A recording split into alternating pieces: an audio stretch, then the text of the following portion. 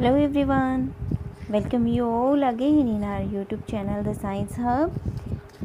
In this video we will learn Nutrition in Animal chapter for class 7, and in this video I will explain you the human digestive.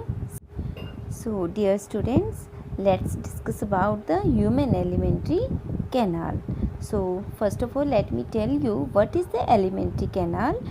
Alimentary canal means the tube that is used to digest the food. So here you can see from mouth to the lower part, the anus, there is a single tube present in our body that is known as alimentary canal.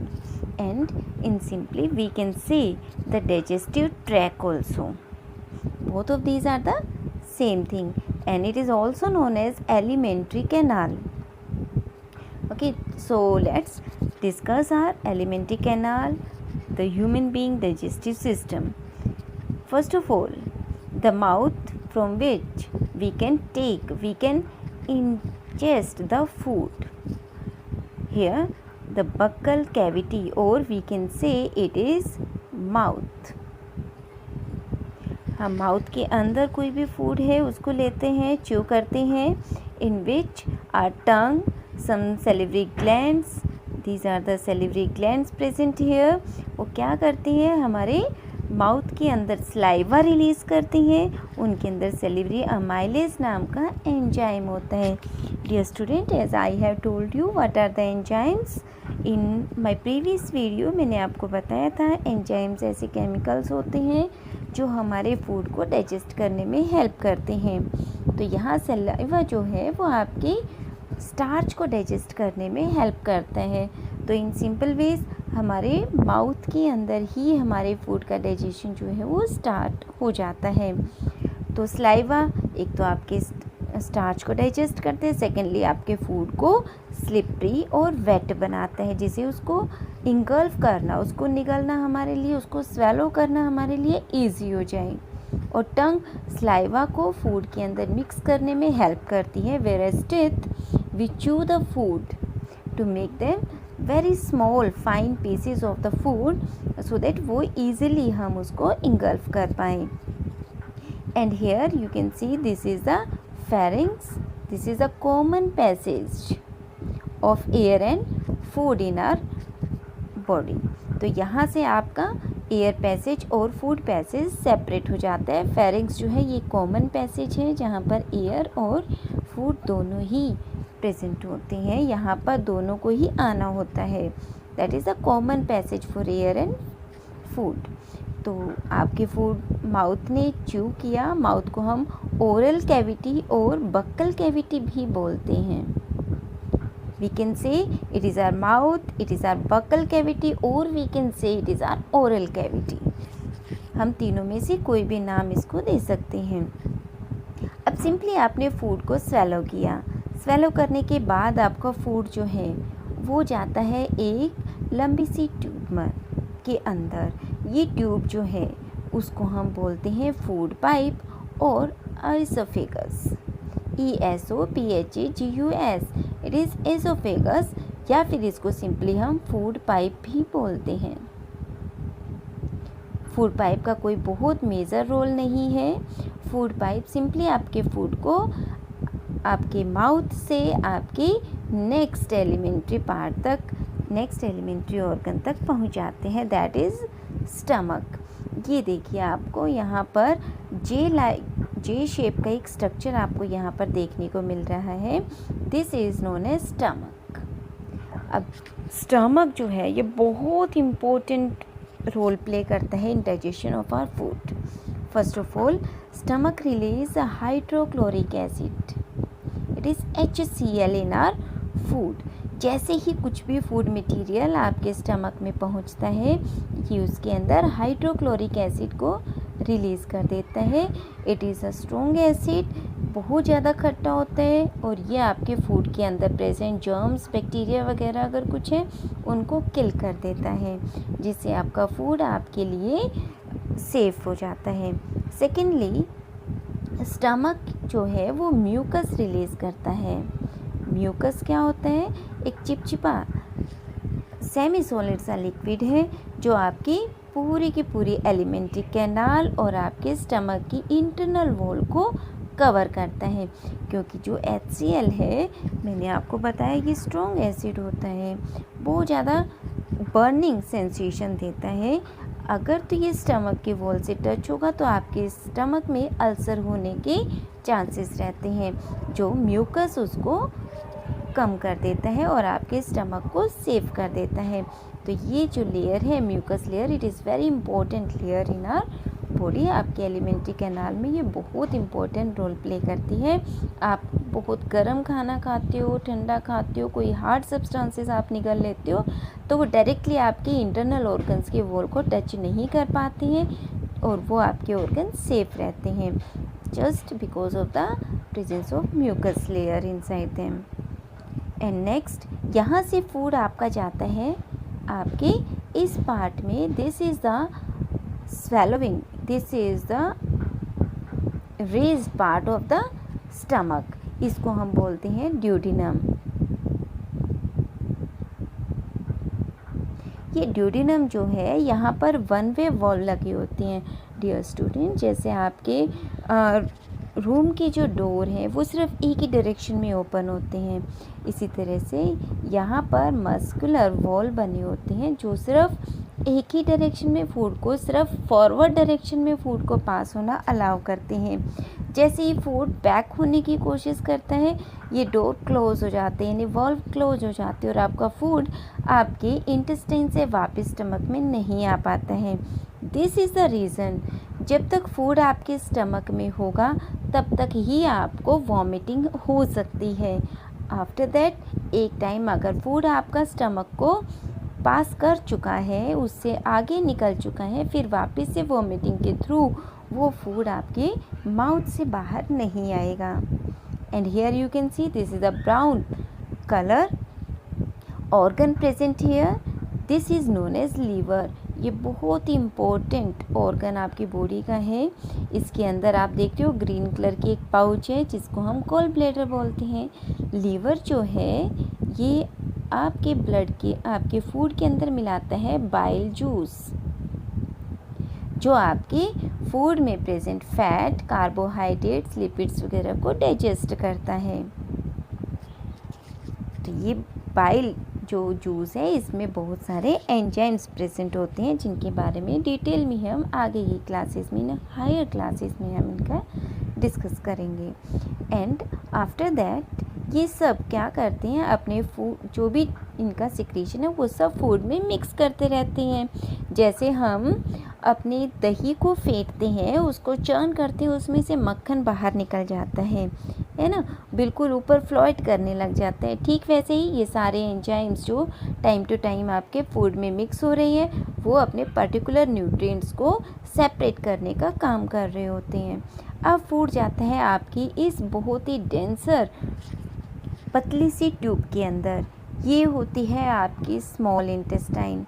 बेटा नाम small intestine है just because कि ये बहुत पतली tube होती है, लेकिन इसके नाम पर मत जाना, इसकी लेंथ जो है वो नियर अबाउट 7 मीटर तक हो सकती है। अगर हम इसको अनकॉइल करेंगे, जैसे आपके वाटर ट्यूब होती है, आप बहुत लंबी वाटर ट्यूब से गार्डन में आप वाटर स्प्रिंकल करते हो, फिर उसको आप फोल्ड करके कोने में ज़रा सी स्पेस में रख देते हो। ठीक वैसे ही ये जो ट्यूब है बहुत लंबी होती है और उसको पूरी तरह से कॉइल करके हमारे टमी के अंदर सेट किया हुआ होता है।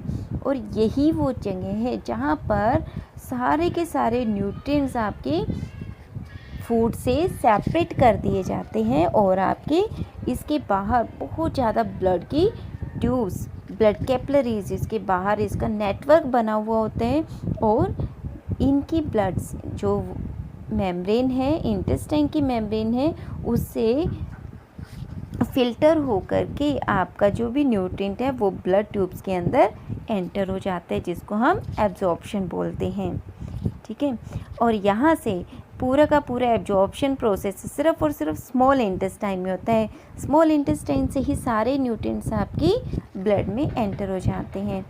एक टाइम, अब आगे देखेंगे आप, यहाँ जैसे आप जंक्शन देख रहे हैं ना, ऑरेंज एंड ग्रीन कलर की ट्यूब्स आपस में जुड़ी हुई है. Yes, definitely it is the same tube. ये वही सेम ट्यूब है, सिर्फ अब आपकी ट्यूब का ल्यूमेन जो है ये वाइड हो जाता है. अब आपकी जो ट्यूब इतनी पतली सी थी ना, अब वो चौड़ी हो जाती है. That's why it is known as large intestine. Size में छोटी होती है लेकिन ल्यूमेन में स्मॉल इंटेस्टाइन के कंपेरेटिव चौड़ी होती है, जिसकी वजह से हम इसको बोलते हैं लार्ज इंटेस्टाइन. अब लार्ज इंटेस्टाइन में एक टाइम अगर आपका फूड आ जाता है, तब उसमें से कोई भी न्यूट्रिएंट्स आपकी ब्लड ट्यूब एब्जॉर्ब नहीं कर पाते हैं. Blood tube can't absorb any nutrients from the large intestine. Only the water can be reabsorbed into from this large intestine by blood tubes. And from here, the waste material remains in the tube. As we know, all the useful nutrients are absorbed by the blood tubes from the small intestine. And here you can see this part is known as rectum.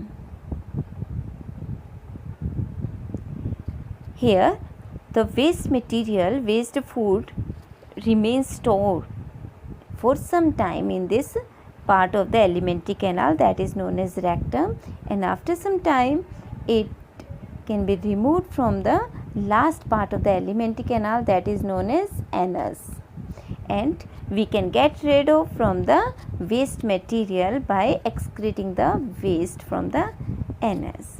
So dear student, I hope you all can understand the process of digestion take place in our alimentary canal, and in this way you all can learn how our alimentary canal of human being works.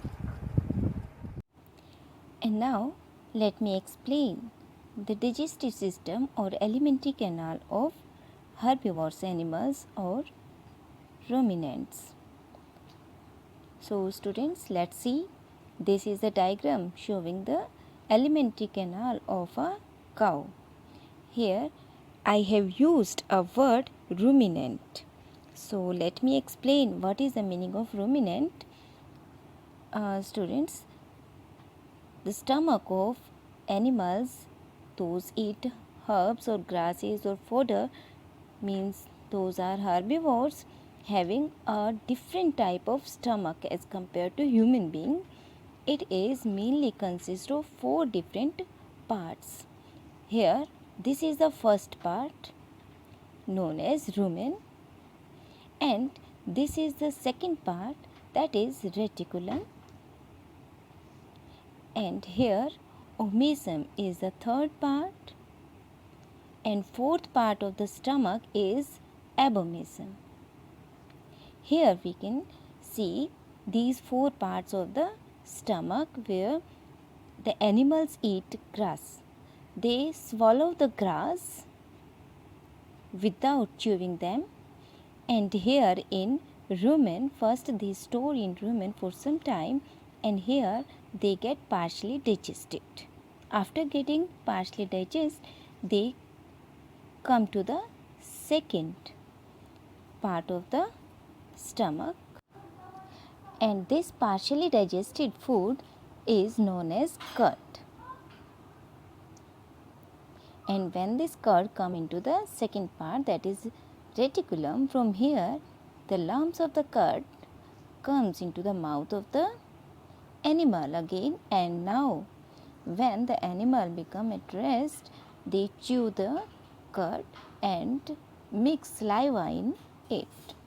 So they chew the partially digested food, that is known as rumination, and that's why this process is known as rumination. That's why animals showing rumination are known as ruminants. And after chewing the food, they swallow again, and now the food comes into the third part and then coming to the fourth part. From here it moves towards the small intestine, and after here you can see there is a big pouch is present at the junction of the small intestine and large intestine, and this lobe is having enzyme, and these special enzymes digest cellulose. That cellulose is a type of carbohydrate that is present in grasses. So dear students, this is the reason that animals can survive over grasses only, just because their intestine have cecum. This junction is known as cecum, and cecum having the small enzymes, those can digest cellulose, whereas these enzymes are absent in human being. That's why we can't survive over grasses. And after digestion, when the food comes from the small intestine and cecum come into the large intestine, here the food has been completely digested and the waste they remove from the anus. So this is all about the alimentary canal of ruminants. So dear students, I hope you all can understand the alimentary canal and its working of human being as well as of ruminants. So enjoy your studies and wait for my next video, in which I will teach you how to draw the diagram of human alimentary canal with their different parts. Till then, goodbye everyone.